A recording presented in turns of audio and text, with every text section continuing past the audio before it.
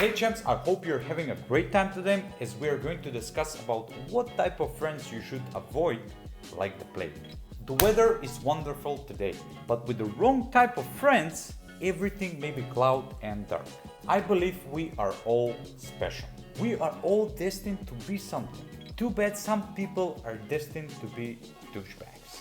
Jokes aside, we are all unique and special. And if you're like me, I truly believe we all have some special purpose that we should fulfill in this world. But it doesn't come to us in a dream. We all have to do things in the physical reality and discover it. Sweet jobs, fail, be broken, be sad, be unhappy. On the other side, be happy, be fulfilled. It's not all rainbows and sunshines on the road to self-discovery. As a matter of fact, the hardest and most frustrating things in my life were poverty, broken heart, sadness, and grief. Those moments of void and despair were crucial in creating the destiny that I want to fulfill. Of course, these emotions were born in me mostly by the relationships that I had with my friends, my family, and my partners. Everything that happened taught me a very valuable lesson.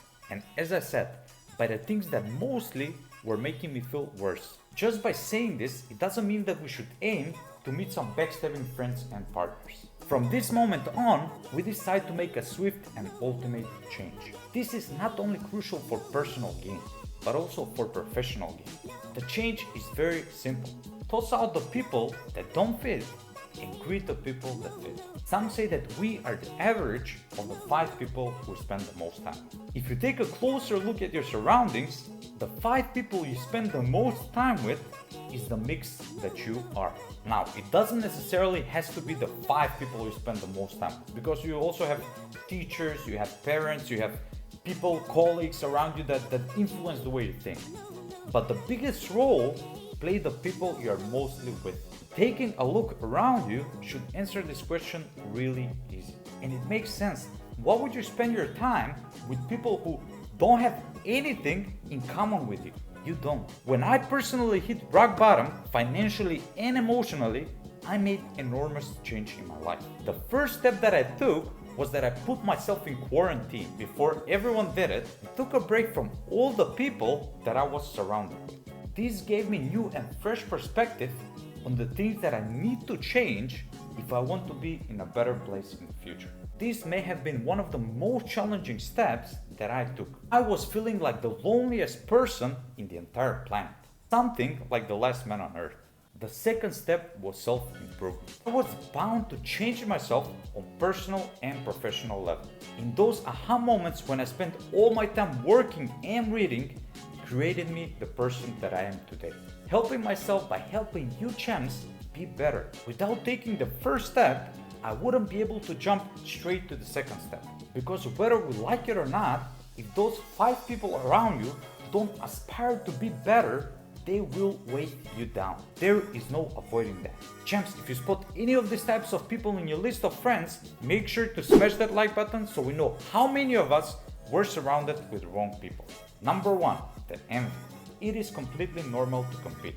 That's how we got so far up to this point in humanity. But competing and envying are 2 different things, and it took me years to finally realize this. If you've read my free ebook that I'm offering down in the description below, you will know that I had a tough struggle on my own.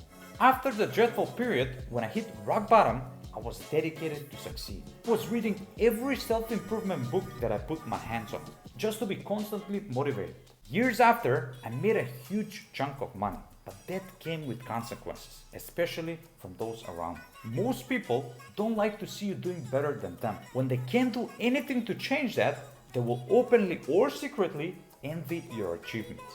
However, if you pay attention to their actions, it is mostly visible, no matter how secret they think it is. What other people think is none of your concern. But if you share your personal time with them, it's a problem you have to solve. You don't want negative energy cloud above your head, right? Then it's best to cut the cords with these types of friends and keep on growing personally and professionally. Champs, you would do me a huge favor by smashing that like button and subscribing on my YouTube channel. Number 2, the pessimist. They say that a pessimist is an optimist with experience, but that is far away from the truth. If you stumble upon 10 failed attempts and give up, I would say that you're a failure. rather than an optimist with experience. Either you're doing something wrong or you're not experienced enough to do the task successfully. Now, some people never go over this point. They tend to look at something 100 times and find something wrong with it. It is really all about perspective. If you don't have the perspective to see the good outcomes of some deeds, then you will be a pessimist. In 2010, billionaire Mark Cuban turned down the opportunity to invest in Uber when it was only worth $2 million. He told that it was high risk, medium reward investment.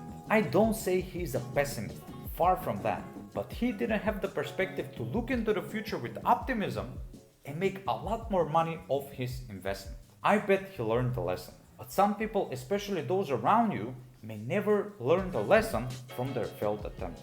They immediately say about the bad outcomes if all the bad things happen. This could be the same for any idea that you might have.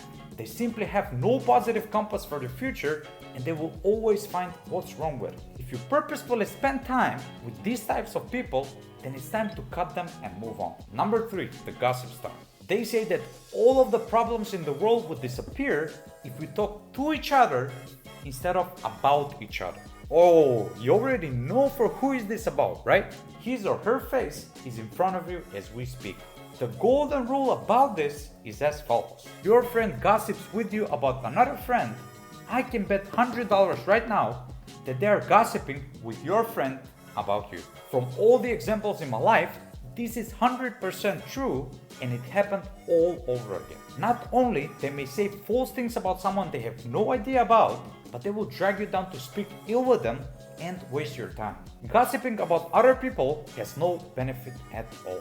Always remember this.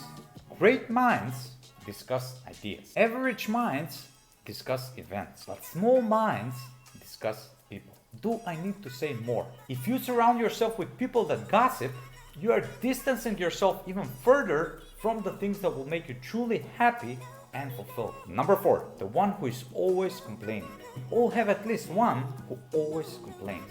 There is always traffic.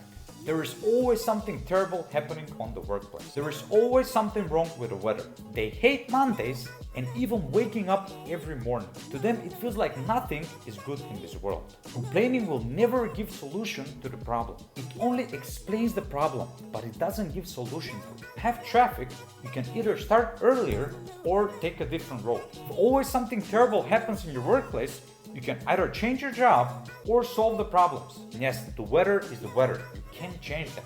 So you better start accepting things you can't change. When we are surrounded with negative Nancy's, sorry if Nancy is watching this, we tend to see the worst perspective on things. If you remember, we already said that we are the average of the 5 people we spend the most time with. If you want to spend time with people who complain for each grain in the sand, then you're going to become one. And number 5, the victim. Before we continue with the last one, make sure to smash that like button for the YouTube algorithm. There's one thing I've learned so far is that our life is the product of our own actions. If something bad happens that has nothing to do with our own actions, it's time to learn the lesson and move on. Life is not happening to us. Life is happening for us. How we swallow the things and put the knowledge in the physical reality is how our life is going to unfold. If you force yourself to think that everything bad happens because you only exist, you are going to suffer through your entire existence. The biggest power we possess as humans is the power of choice. And today we have a huge spectrum of choices. Your choice is to be surrounded with people who feel like victims, then don't be surprised when you have a victim mentality. If you have these 5 types of people in your close friends or even family, then it's time to pause and reflect, or minimize the time you spend with them. I cannot say that I am perfect, or sometimes I complain without being aware of that, but I'm good at noticing when I do, because I know that both of those things won't make me a better human being. I think we can all grow with the right people around us. If you still haven't found the right people, have the faith that you will. Your path will reveal great people who are even better than you and give you the knowledge and skills to go beside them. Don't let your childhood memories keep you with people who stall your growth. Have the courage to move on and find better people who will push you to do better personally and professionally. Champs, thank you for watching the entire video, and you would do me a huge favor by smashing the like button if you haven't already and subscribe on my YouTube channel. Whoa, whoa, whoa, whoa, whoa. I almost forgot to tell you to watch this video next because you're gonna love it.